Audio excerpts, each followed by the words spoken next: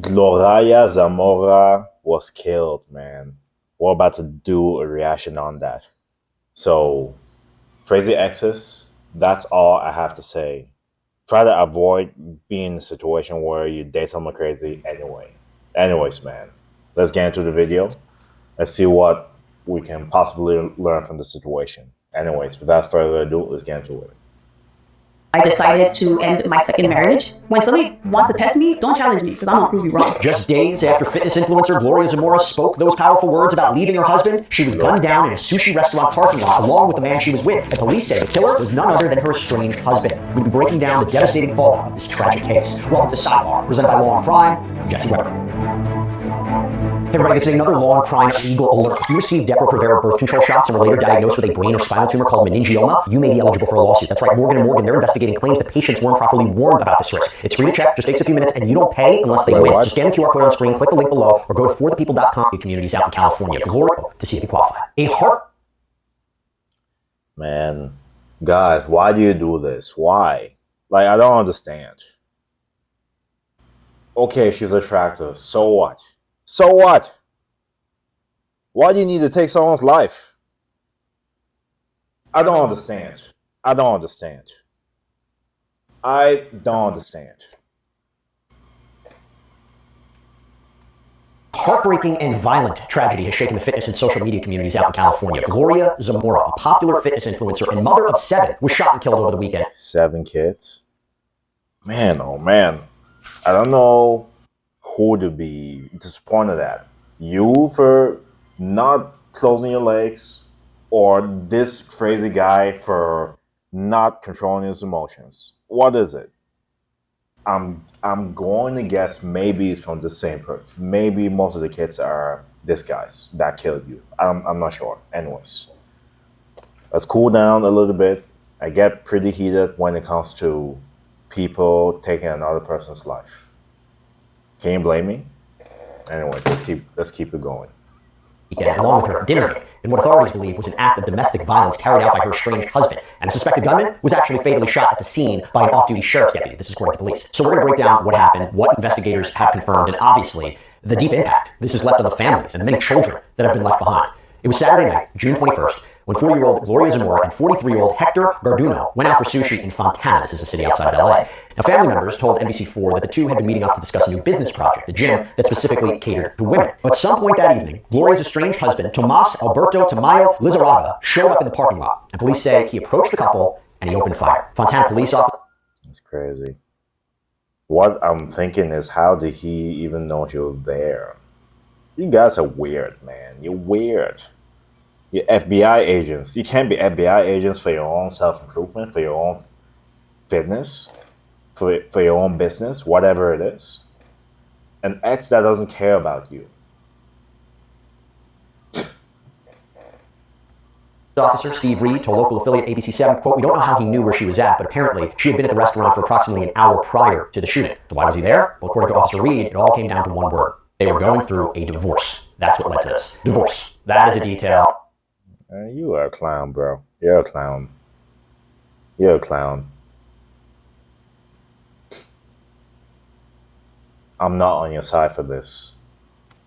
That is more than just context, because in fact, just days before the shooting, Gloria Zamora made a decision that may have tragically sealed her fate. And we're going to come back to that. But for now, police believe that Lizarraga deliberately tracked her down before shooting both Zamora and Garduno at point-blank range. Several off-duty law enforcement officers happened to be nearby when this shooting occurred, and one of them, a San...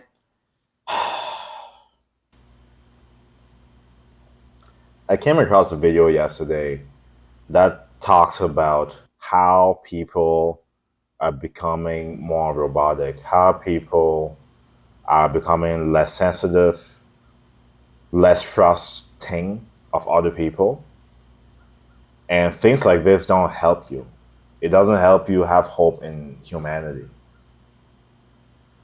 I do, but it reduces it, that's for sure. A San Bernardino County Sheriff's deputy was driving past the shopping center when he heard the shots ring out. According to Officer Reed, quote, "He was driving on the street outside the shopping center and heard the gunshots and saw what had happened, made a U-turn at the light, and got out of his vehicle and confronted the suspect." The deputy, whose name has not been publicly released, shot and killed Lizarraga at the scene. Fontana police confirmed the deputy's actions prevented further harm, though tragically the two victims had already succumbed to their injuries. Gloria Zamora wasn't just a fitness coach with over 150,000 followers on Instagram. She used her platform to inspire women to pursue healthy choices, confidence, self-worth. Her life's work was dedicated to empowerment, especially for women navigating motherhood or navigating business and self-care. But behind that public strength, though, was apparently a private struggle, and it's one that ended in a tragic and arguably preventable act of violence. So to break Preventable. Someone showing up somewhere you're trying to enjoy with your new lover. That could have been avoided. I don't know how, bro. I don't know how someone tracks you down and confronts you and shoots you. Like, I don't know how you avoid that. Maybe you avoid it by not being in a marriage with that crazy person in the first place. That's the only thing that's the only thing I can think of right now. So to break it all down, I want to bring on a special guest. I'm joined once again here on Sidebar by Sergeant Kyle Schober. If you don't know who Kyle is, first of all, he's been a fantastic guest that we've had here on Sidebar. He's actually the co-instructor of the Patrol Survival Tactics Seminar, and he's also the host of Shots Fired, a great podcast with an amazing set behind you, too. I don't know if you redid it, but it looks great there, Kyle. Really good. So happy to see you again. Thanks for coming back here on Sidebar. Yeah, thanks for having me, Jesse. Sad story. Crazy the ending, how this all turned out. Yeah, from a tactical standpoint, what's your assessment of? It's crazy, man. So I need to skip forward a little bit because I don't want to get hit for copyright, because this is a pretty big channel. I don't know what the rules and regulations are in regard to this, but I want to make sure. Let's just skip to. Fortunately for him, it didn't end tragically, which it could have. And so I give credit to him, full of emotions, going through divorces. This guy just shot and killed his ex and this guy that she's out to dinner with in a public parking lot. That tells you a lot. What is the training that prepares an officer for making a split-second decision like this while off duty? I mean, how do you train officers for this? I don't think there is any training off duty. I mean, I wouldn't think so.